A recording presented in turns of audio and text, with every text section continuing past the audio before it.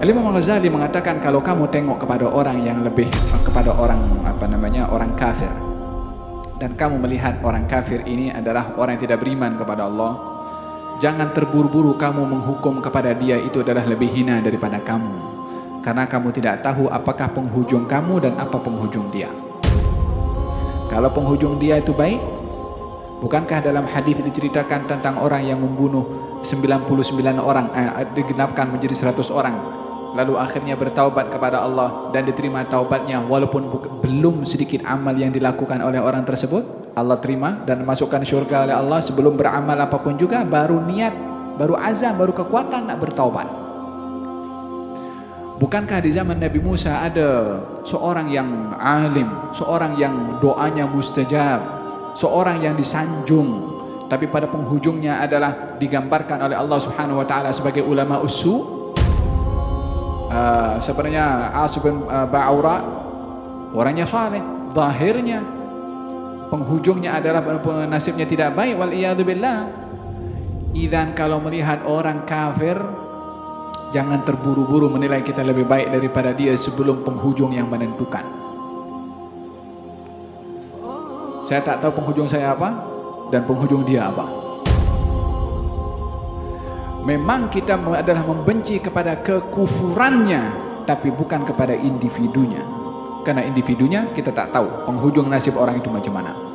Kalau kita nampak orang tua yang lebih tua daripada kita, yang mungkin orang tua ini adalah tidak salat umpamanya, maka kita melihat orang ini lebih tua daripada saya, yang mungkin dia dulu sudah kenal Islam dulu sebelum saya kenal Islam, sudah berbuat baik sebelum saya berbuat baik, mungkin dia akan mendapatkan hidayah.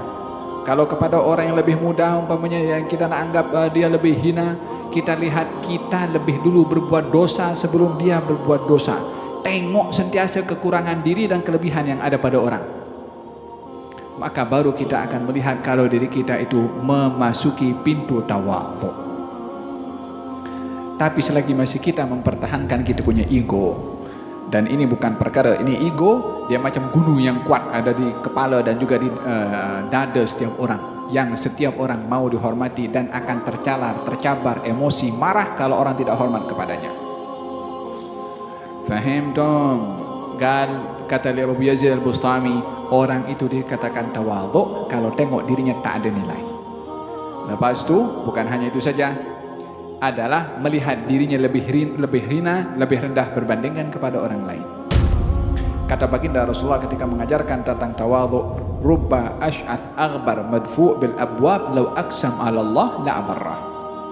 Mungkin saja kamu tengok orang itu kusut masai, rambutnya entah macam mana, tapi kalau dia berdoa kepada Allah, doanya dikabulkan oleh Allah.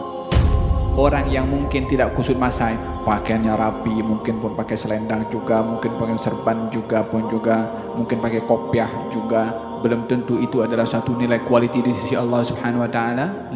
Kenapa kita pula nak menghukum orang daripada segi zahirnya, pakaiannya? Mula bila Nabi mengajar kita menilai orang daripada segi pakaian?